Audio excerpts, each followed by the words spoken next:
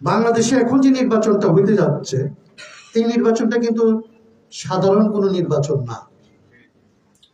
সাধারণ নির্বাচন বলতে আমরা বুঝি যে 5 বছর পর পর একটা নির্বাচন হয়, বিভিন্ন রাজনৈতিক দল মানুষের সামনে আসে, এসে বলে আমাদের যদি ভোট দেন আমরা এটা করে দেব, আরেক দল বলে আমাদের ভোট দিলে আমরা ওইটা করে দেব। এই রকমের নির্বাচন আমরা 53 বছর ধরে দেখেছি। 70 সালের চেয়ে আলাদা একটা নির্বাচন হয়েছিল। সেই নির্বাচনটা ছিল একটা সংবিধান করবে এবং একটা সরকার গঠন করবে। আমার 70 সালের নির্বাচনের দুইটা ব্যাপার ছিল। একই সাথে সে একটা কনস্টিটিউয়েন্ট অ্যাসেম্বলি, যে একটা সংবিধান বানাবে, এরকম একটা জায়গা ছিল তার। আরেকটা জায়গা ছিল সে একটা সরকার গঠন করবে। এরকম নির্বাচন আমাদের 46 হয়েছিল, কেবলমাত্র ক্ষমতায় যাওয়ার জন্য না। পাকিস্তান হবে, ভারত হবে, পাকিস্তানের জন্য আলাদা সংবিধান হবে, এরকমের একটা বিষয় আসলে ফয়সালা হয়েছিল।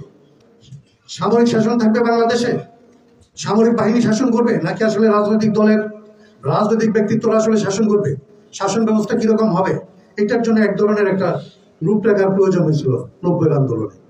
24-এ আজকে যে নির্বাচন হতে যাচ্ছে, এই নির্বাচন এরকম একটা নির্বাচন, যে নির্বাচনে বলা হচ্ছে যে একটা সরকার গঠন এবং সংবিধানের যে সমস্ত পরিবর্তনের জন্য এই ঐকমত্য কমিশন অনেক দূর ধরে কাজ করে যে বিষয়গুলিতে একমত হয়েছে, এগুলিকে আসলে সংবিধানে অন্তর্ভুক্ত করার ক্ষমতা যারা নির্বাচিত হয়ে আসবে তাদের ডুয়াল পাওয়ার থাকে। তার একটা সরকার গঠনের ক্ষমতা, আরেকটা হচ্ছে আসলে কনস্টিটিউশন চেঞ্জ করার ক্ষমতা, সংবিধান সংস্কার করার ক্ষমতা। এই দুইটা জিনিস থাকবে। এই কথাটা আমি কেন বলছি, এইরকম ঘটনা যখন আসলে বাংলাদেশে ঘটছে, প্রত্যেকবার দুইটা ঘটনা ঘটছে। যে সাধারণ নির্বাচন হলে টাকা পয়সার খেলা হয়, মাসুলের খেলা হয়, কার কত শক্তি আছে, কার কত টাকা আছে, তারা নির্বাচিত হয়। কিন্তু যে নির্বাচনগুলির কথা বললাম, 46 বলেন, 54 বলেন, 70 বলেন, 90 বলেন, কখনো এই ধরনের টাকা দিয়ে নির্বাচন হয় না। নির্বাচন হয়েছে এই রাজনৈতিক আন্দোলনগুলিতে যারা নেতৃত্ব দিচ্ছে, এই রাজনৈতিক পরিবর্তনের জন্য যারা আসলে দাঁড়াইছে, তারা আসলে তাদেরকে জনগণ নেতৃত্বে নিয়ে আসছে, তারা নির্বাচিত হয়েছে। বলার চেষ্টা করা হচ্ছে এটা কেবলমাত্র একটা সংসদ নির্বাচন, এটা কেবল ক্ষমতা বদলের নির্বাচন। এটা ক্ষমতা বদলের নির্বাচন না, এটা বাংলাদেশ বদলের নির্বাচন।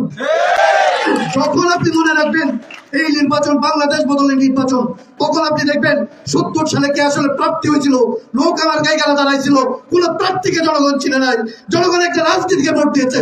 এইবারও এখনো যদি আসলে বাংলাদেশের এই তরুণ ছেলেরা ঠিক মতো দাঁড়াতে পারে এবং তারা যদি আসলে এই বাংলাদেশকে পরিবর্তনের জন্য এই নির্বাচনকে বাংলাদেশ পরিবর্তনের নির্বাচনে রূপান্তরিত করতে পারে, তাহলে কারা দাঁড়াবে, কার কি ভোট আছে, কার কি টাকা আছে, এগুলো কিচ্ছু বিবেচনা হবে না।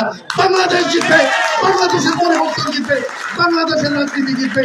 এই আগামী রাজনীতিকে, আগামী নির্বাচনকে রাজনৈতিক নির্বাচনে পরিণত করবেন, বাংলাদেশ পরিবর্তনের নির্বাচনে পরিবর্তন করবেন এবং যারা যারা নেতৃত্বে ছিল তার সকলকে আমরা নেতৃত্বে প্রতিষ্ঠা করব, ইনক্লুসিভ বাংলাদেশ করব।